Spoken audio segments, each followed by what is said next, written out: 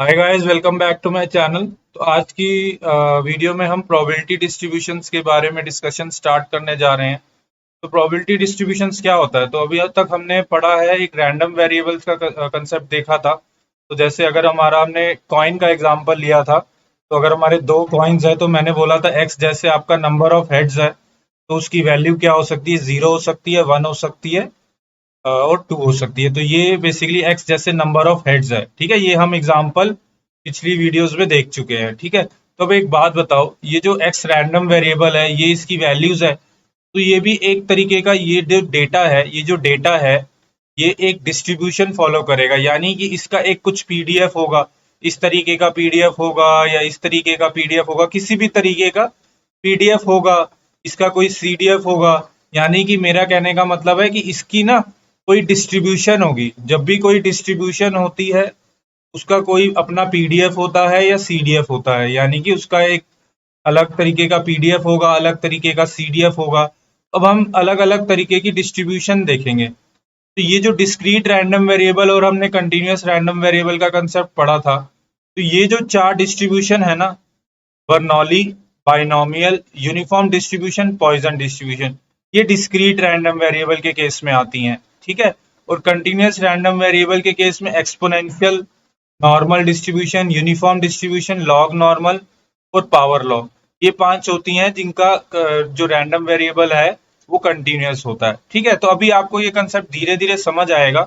एक चीज ध्यान रखना, ये जो यूनिफॉर्म डिस्ट्रीब्यूशन है, ये दोनों के लिए होती है।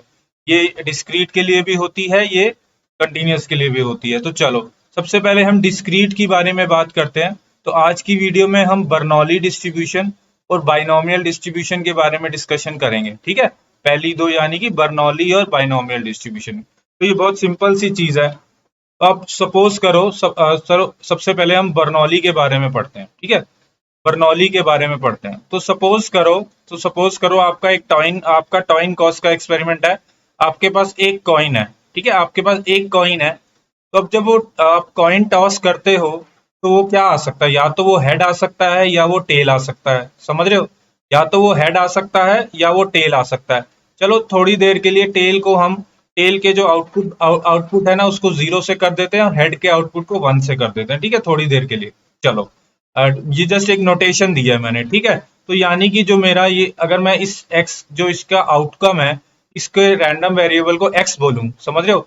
जो मेरा कॉइन मैंने टॉस करा और उसके आउटकम को मैं एक्स बोलूं, तो एक्स मेरा किससे बिलोंग करता है? एक्स मेरा जीरो आ सकता है या वन आ सकता है। यानी कि जीरो क्या है? ये जीरो बेसिकली टेल है, ये वन क्या है? बेसिकली हेड है। ठीक है, अभी के लिए मैं 0,1 लिख रहा हूँ। ठीक है, तो यानी कि ये केस है कि एक कॉइन दो आउटकम है। अब दोनों की प्रोबेबिलिटी क्या है? हेड आने की प्रोबेबिलिटी हाफ है, टेल आने की प्रोबेबिलिटी हाफ है। इसको अगर मैं पी बोलूं, ठीक है, जो वन की प्रोबेबिलिटी है, जो प्रोबेबिलिटी ऑफ वन है, उसको अगर मैं पी बोलूं, तो क्यू क्या हो? इसको मैं क्यू बोलूं, तो क्यू बेसिकली मेरा वन माइनस पी होगा। ठीक है, अभी यहाँ पे तो ये हाफ और हाफ है। सपोज करो ये आपका जो कॉइन है वो फेयर नहीं है, और उसमें हेड आने की प्रोबेबिलिटी 0.3 है, तो क्यू क्या होती? क्यू 0.7 होता। समझ रहे हो? तो मेरा कहने का मतलब है, यहाँ पे तो हाफ और हाफ है, तो आपको समझ आ रहा है। अभी हम और एग्जांपल लेते हैं।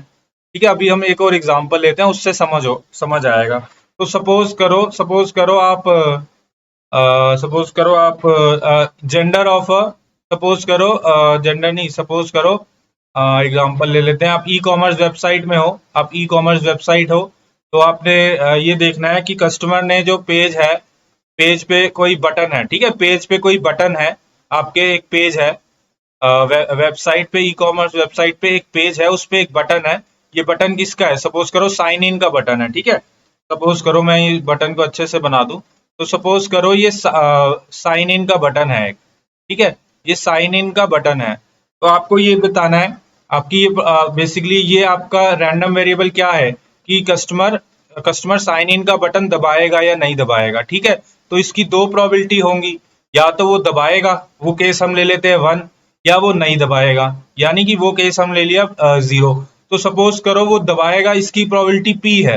ठीक है, ये पी वैल्यू कुछ भी हो सकती है, अभी के लिए पी ले लो। तो वो नहीं दबाएगा, इसकी प्रोबेबिलिटी क्या होगी? तो Q basically one minus P होगा। यानी कि मेरे मेरे एग्जाम्पल समझ रहे हो, मेरे एग्जाम्पल में दो केसेस हो रहे हैं, रैंडम वेरिएबल की दो वैल्यूज हो रही हैं। रैंडम वेरिएबल की हमेशा दो वैल्यूज हो रही हैं, एक 0 हो रही है, एक 1 हो रही है।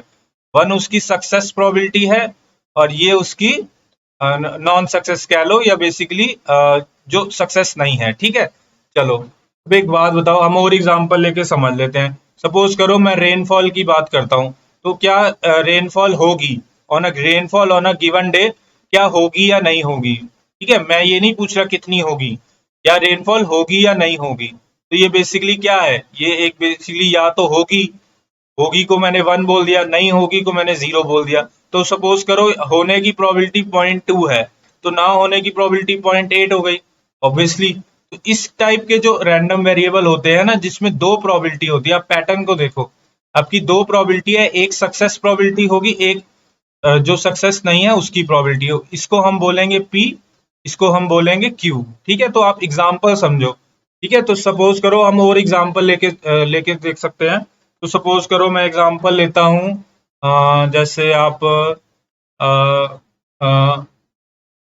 सपोज करो ई कॉमर्स वेबसाइट पे हो, आप एक ई कॉमर्स वेबसाइट पे हो, आज ई कॉमर्स वेबसाइट पे हो, तो कस्टमर जो है वो प्रोडक्ट बाय करेगा या नहीं बाय करेगा। तो ये भी तो एक तरीके का यही एग्जांपल है, कस्टमर बाय करेगा या नहीं बाय करेगा, तो इसकी प्रोबेबिलिटी पी होगी, इसकी प्रोबेबिलिटी क्यू होगी। तो आपको पैटर्न समझना है।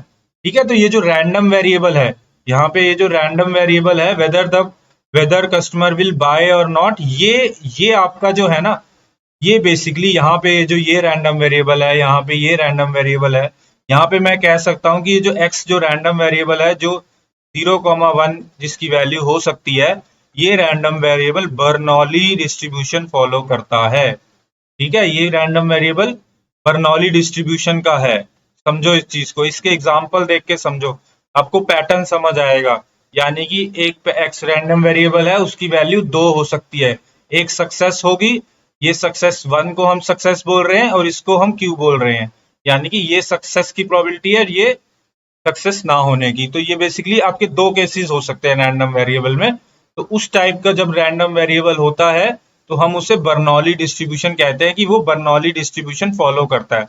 ये ना ये एक्चुअली जो स्टैटिस्टिशियंस होते हैं, उन्होंने प्री डिफाइन कर दिया है कि ऐसा कुछ भी होगा तो वो बर्नौली डिस्ट्रीब्यूशन फॉलो करता है। ठीक है, तो चलो अब हमने ये पढ़ लिया कि बर्नौली डिस्ट्रीब्यूशन क्या होता है।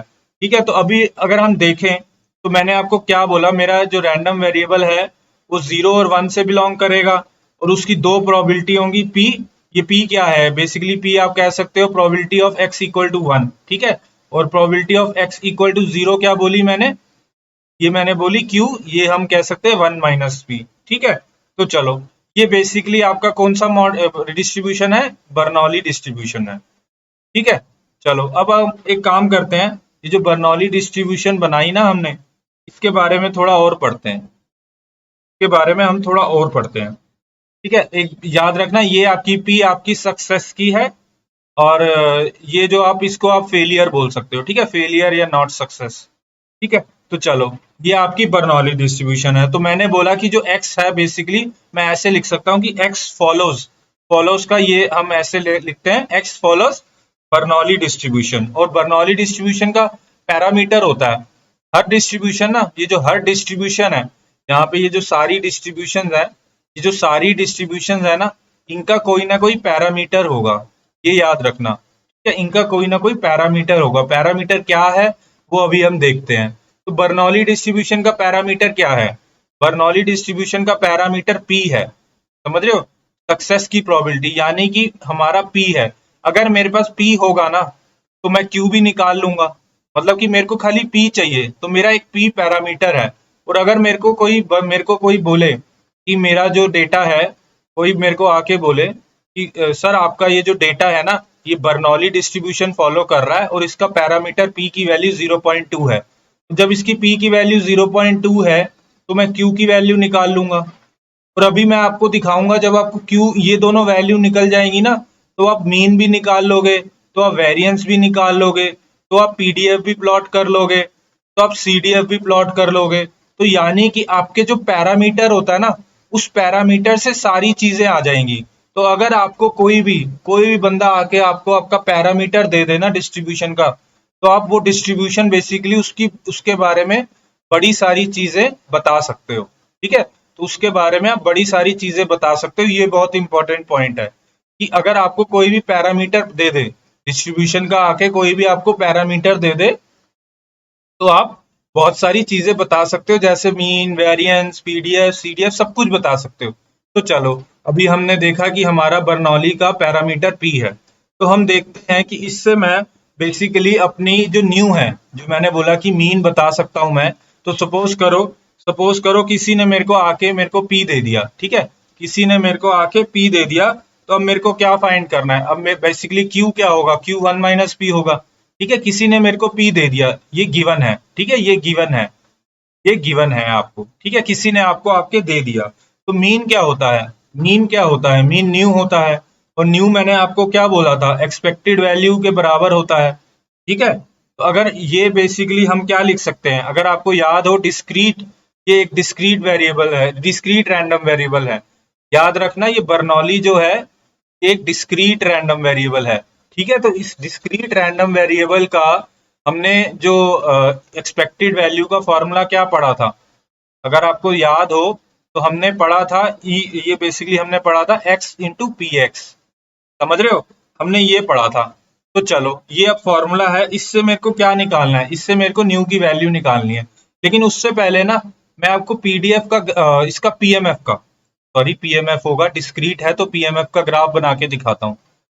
एक बात बताओ, यहाँ पे जो मेरा x है वो किस में बिलोंग करता है? 0,1।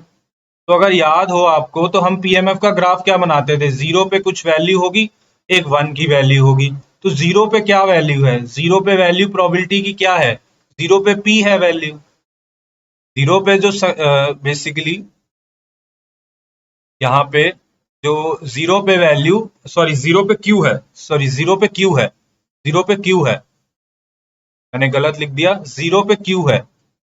ठीक है, 0 पे q है और 1 पे p है। q को मैं 1 माइनस पी भी तो लिख सकता हूँ, q को मैं 1 माइनस पी लिख सकता हूँ। और 1 पे क्या है? मेरी p है। ये कोई भी ग्रेटर हो सकता है, p भी ग्रेटर हो सकता है, 1 माइनस पी भी ग्रेटर हो सकता है। अभी के लिए मैं ये डायग्राम बना रहा हूँ। तो ये बेसिकली मेरा पीएमएफ का प्लॉट है ये। ठीक है, p अगर सपोज करो p.2 है, सॉरी p पॉइंट, सपोज करो p.6 है, तो ये 0.6 होगा, और ये 1 माइनस पी, ये 0.4 होगा। ठीक है, तो ये बेसिकली 0.4 होगा, और ये आपका 0.6 होगा। समझ गए? तो ये बेसिकली मैंने आपको डायग्राम बना के दिखा दिया पीएमएफ का। ठीक है, थोड़ा सा ठीक कर दूं डायग्राम।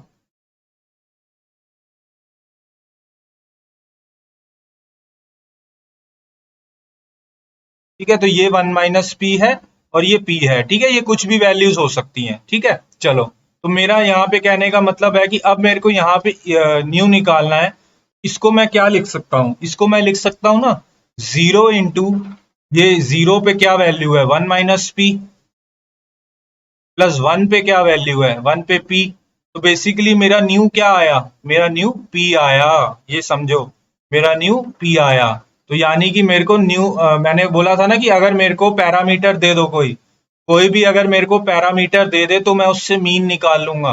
तो मैंने मीन निकाल लिया। चलो, पीएमएफ तो मैंने निकाल ही चुका हूं। अब सपोज करो मेरे को वेरिएंस निकालना है। ठीक है, वेरिएंस का क्या फॉर्मूला था? अगर आपको याद हो, तो मैंने बताया था आपको, एक ये चीज, एक ये प्रॉपर्टी बताई थी मैंने। ठीक है, एक ये प्रॉपर्टी बताई थी। तो अगर सपोज करो ये प्रॉपर्टी है, इसमें वेरिएंस निकल जाएगा, तो ये क्या होगा? ये क्या होगा? ये बेसिकली पता है क्या होगा? ये एक्स स्क्वायर पी एक्स होगा। ठीक है, माइनस न्यू को, ये तो पी स्क्वायर है ही, क्योंकि हमने यहां से निकाल लिया। ठीक है, तो अगर मैं इसको निकालूं, तो ये 0 इंटू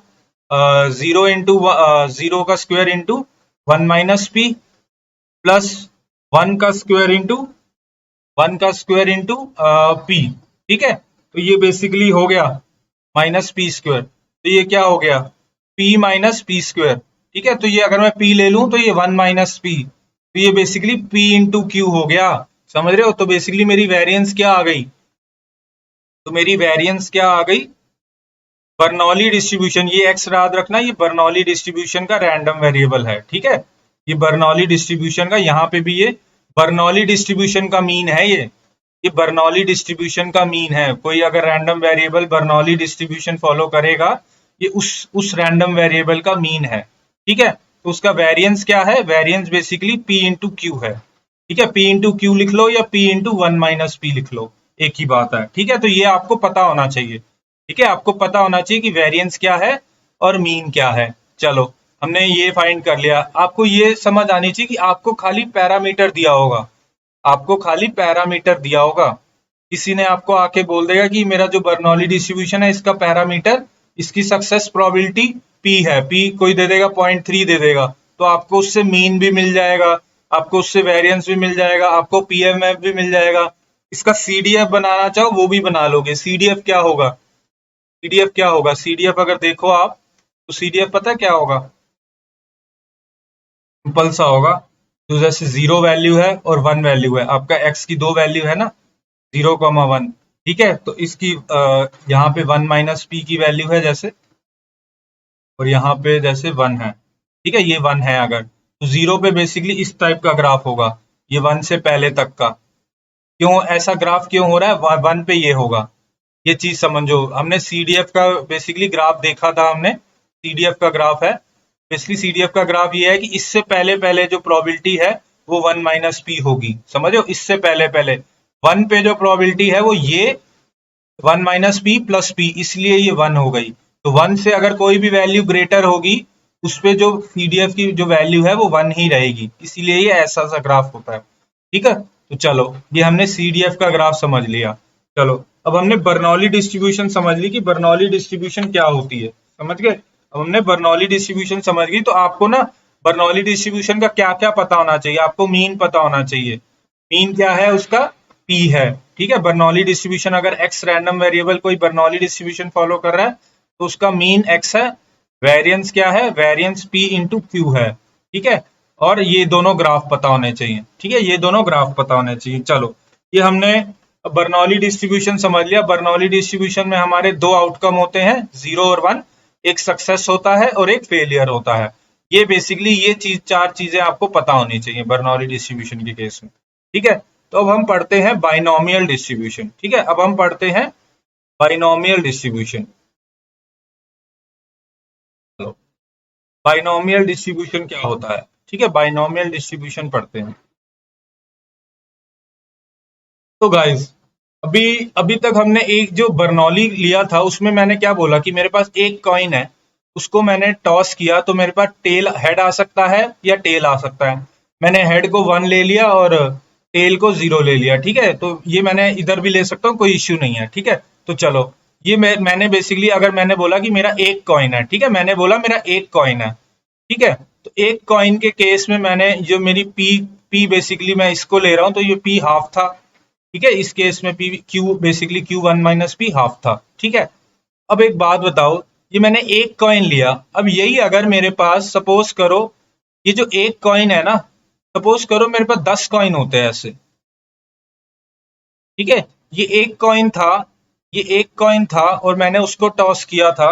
सपोज करो ये मेरे पास 10 कॉइन होते। ठीक है, तो मैं 10 कॉइन को टॉस करता, तो ये जो पहला कॉइन है, ये 1 2 3 4 5 6 7 8 9 10, ये 10 कॉइन है। तो ये पहला कॉइन है, इसमें या तो हेड आ सकता है या टेल आ सकता है।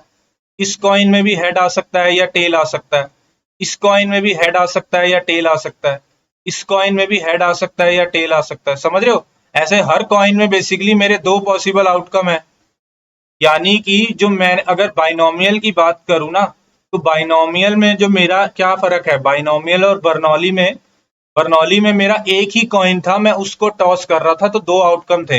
यहाँ पे मेरे पास सपोज करो 10 कॉइन है, मैं 10 कॉइन ले रहा हूँ, तो 10 कॉइन है, लेकिन 10 कॉइन में हर कॉइन जो है ना, ये जो हर कॉइन है, ये हर कॉइन कैसे एक्ट कर रहा है? ये हर कॉइन बर्नौली रैंडम वेरिएबल की तरह एक्ट कर रहा है।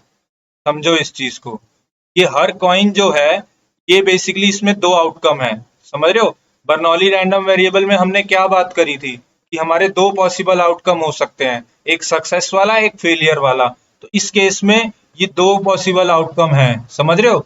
ये दो पॉसिबल, यानी कि ये एक हेड हो सकता है या टेल हो सकता है, हेड हो सकता है या टेल हो सकता है। एक और एग्जांपल लेते हैं, तो सपोज करो आप ये ड्रग का आपने टेस्ट कर रहे हो, एक ड्रग है कोई ड्रग कह लो या मेडिसिन कह लो। अब मेडिसिन का कोई टेस्ट कर रहे हो आप, आपके पास n पेशेंट्स हैं, ठीक है, आपके पास n पेशेंट्स हैं, n ले लो 10 पेशेंट्स हैं, ठीक है, आपके पास 10 पेशेंट्स हैं, ठीक है, यही 10 मैंने एग्जांपल लिया, तो आपके पास 10 पेशेंट्स हैं, ठीक है।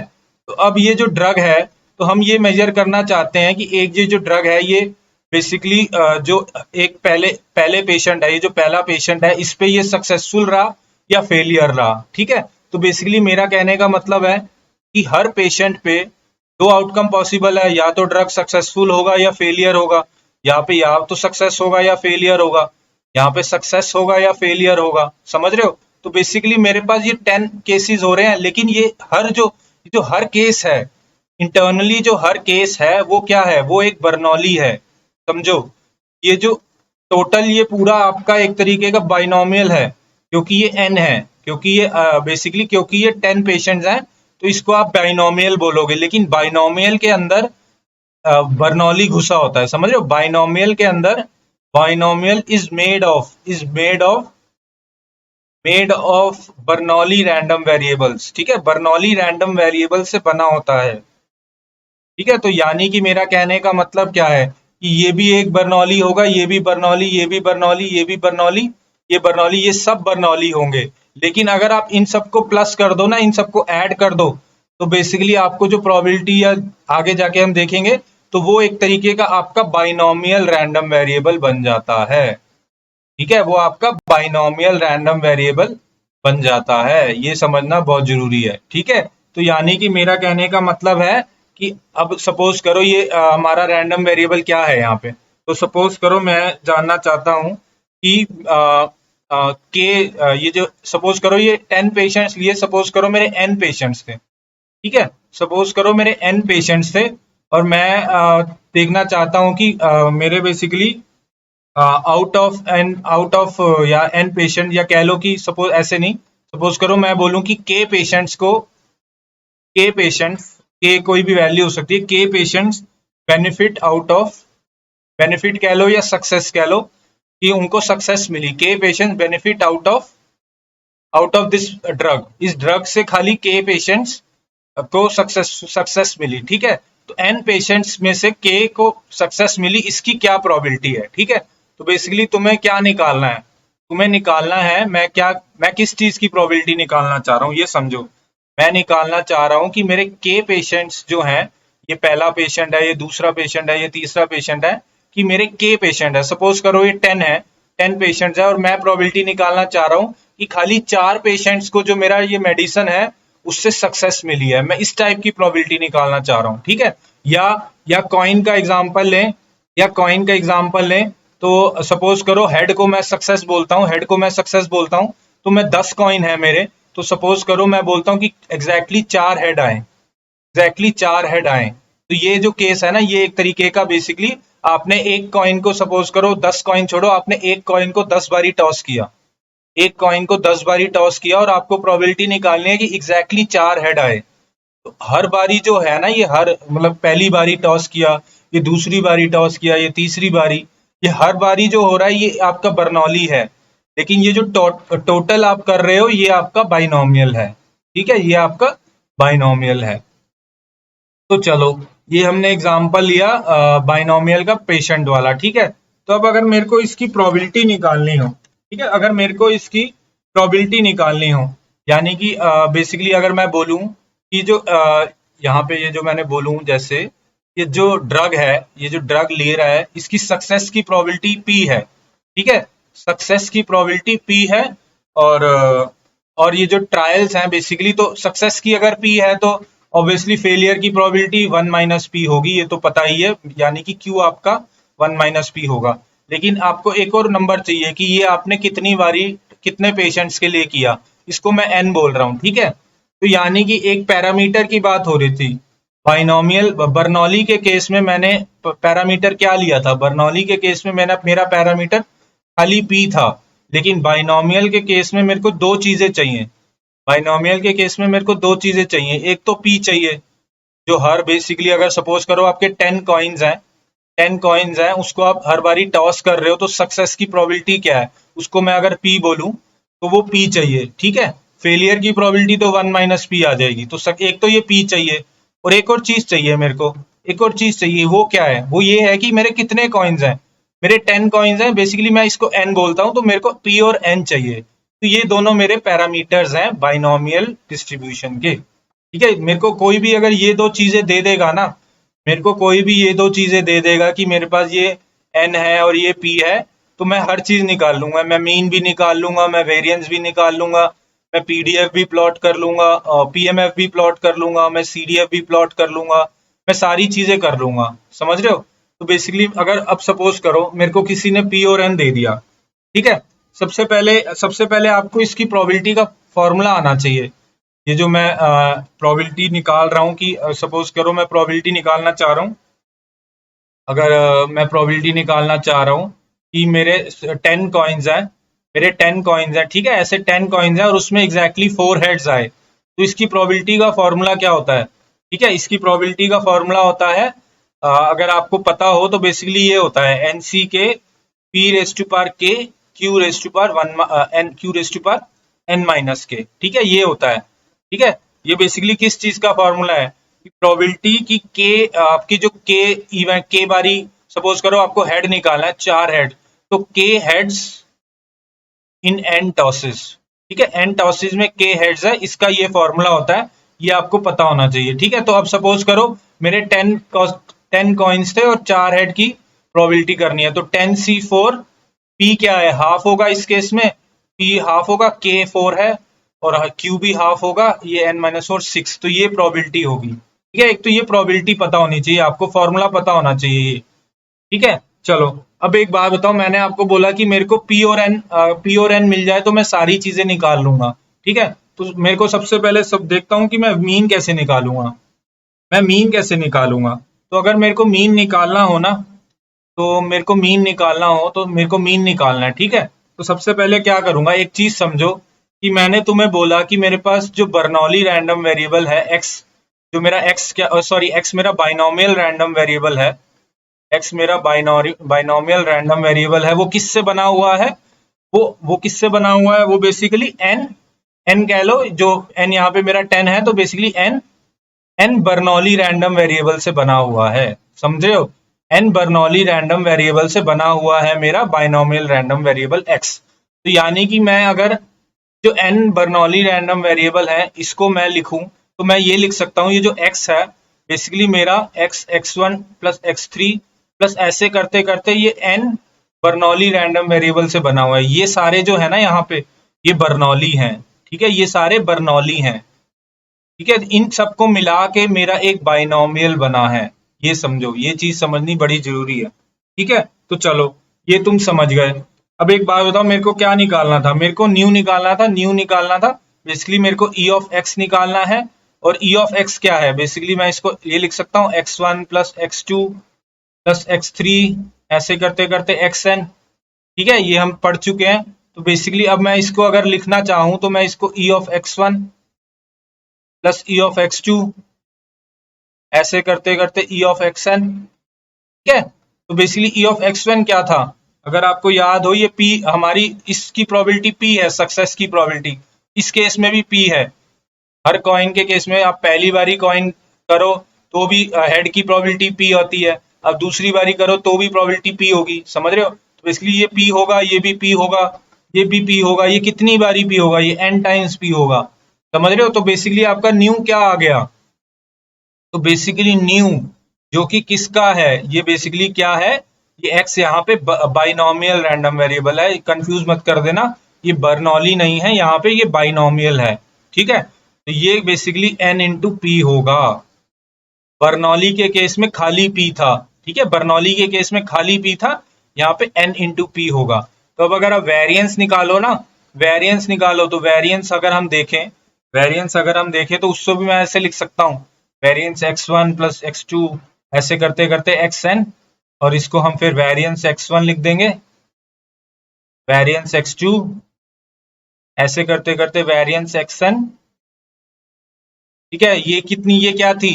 ये बेसिकली p इंटू क्यू थी, p into Q, Q basically आपका q1 माइनस p है। ठीक है, तो ऐसे करते करते ये p इंटू क्यू, तो बेसिकली इसको आप n into P into Q लिख सकते हो। तो आपकी वेरिएंस क्या आई? आपकी वेरिएंस आ गई, वेरिएंस किसकी? वेरिएंस बाइनोमियल रैंडम वेरिएबल की n into P into Q. समझ गए? तो बेसिकली ये दोनों चीजें आपको पता होनी चाहिए कि बाइनोमियल के केस में ये n इंटू पी होती है और variance n into P into Q होता है। ठीक है, तो चलो ये दोनों तो अब हमने बना ली। तो अगर आप इसका आप वो भी बनाना चाहो ना, बाइनोमियल का पीएमएफ, बाइनोमियल का अगर आप पीएमएफ बनाना चाहो तो आप ये विकिपीडिया पे जाके देख सकते हो कि ये पीएमएफ कुछ इस तरीके का बनता है, क्योंकि ये डिस्क्रीट रैंडम वेरिएबल है, ये कुछ इस तरीके का बनता है। ठीक है, ये कुछ इस तरीके का बनता है। ठीक है, तो आप ऐसे बनता है ये। अगर मैं इसको ज्वाइन करूं, ये ज्वाइन नहीं होते, याद रखना ये डिस्क्रीट है तो ये ज्वाइन नहीं होते। तो ये बेसिकली इस तरीके का बनता है। ठीक है, इस तरीके का बनता है। ये आपको पता होना चाहिए कि ये पीएमएफ है किसका है? बाइनोमियल का। अगर आपने एक डिस्ट्रीब्यूशन होती है नॉर्मल डिस्ट्रीब्यूशन, ये हम आगे जाके पढ़ेंगे, ये हम आगे जाके पढ़ेंगे। उसका ना पीडीएफ कुछ इस तरीके का होता है। ठीक है, उसका पीडीएफ इस तरीके का होता है। तो ये बोला जाता है कि बाइनोमियल का जो पीएमएफ होता है, ये जो बाइनोमियल का पीएमएफ है, ये लुक्स लाइक, ये डिस्क्रीट रैंडम वेरिएबल है, पहली बात ये याद रखना। ये कैसे दिखता है? ये नॉर्मल के पीडीएफ जैसा दिखता है। ठीक है, लेकिन ये डॉट्स हैं, बस इतना फर्क होता है। ये डॉट्स होते हैं, लेकिन ये प्लॉट्स जो होते हैं ये डॉट्स होते हैं, और ये बेसिकली नॉर्मल के तरीके से दिखता है। आगे जाके हम नॉर्मल के बारे में पढ़ेंगे। अभी के लिए आपको बस इतना पता होना चाहिए कि इसका पीएमएफ इस तरीके का दिखता है। तो चलो, ये हमने देख लिया कि इसका पीएमएफ कैसा दिखता है।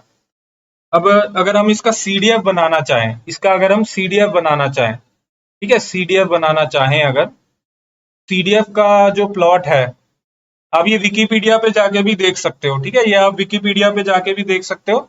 ये प्लॉट कुछ इस तरीके का दिखेगा आपको। ठीक है, ऐसे डॉट्स होंगे, ऐसे डॉट्स होंगे। ये बेसिकली नॉर्मल डिस्ट्रीब्यूशन में अगर आप देखो ना, अगर आप नॉर्मल डिस्ट्रीब्यूशन, ये सीडीएफ किसका है? ये बाइनोमियल डिस्ट्रीब्यूशन का है। तो अगर जब हम नॉर्मल पढ़ेंगे ना, तो नॉर्मल का सीडीएफ पता है आपको? नॉर्मल का सीडीएफ ऐसे आए, नॉर्मल का सीडीएफ इस तरीके से आएगा, जैसे यही है ना, ये डॉट्स नहीं रहेंगे, ये नॉर्मल का होगा, ये नॉर्मल का सीडीएफ होगा। तो ये बाइनोमियल का पीडीएफ इस तरीके से दिखता है। ठीक है, इस तरीके से दिखता है। आपको इतना बस थोड़ा आइडिया होना चाहिए कि पीडीएफ किस तरीके से दिखता है। तो चलो, इस वीडियो में हमने बाइनोमियल और बर्नौली के बारे में पढ़ लिया। ठीक है, बाइनोमियल और बर्नौली के बारे में पढ़ लिया। अब नेक्स्ट वीडियो में हम अपने पॉइजन डिस्ट्रीब्यूशन और यूनिफॉर्म डिस्ट्रीब्यूशन के बारे में बात करेंगे। Okay guys, thank you.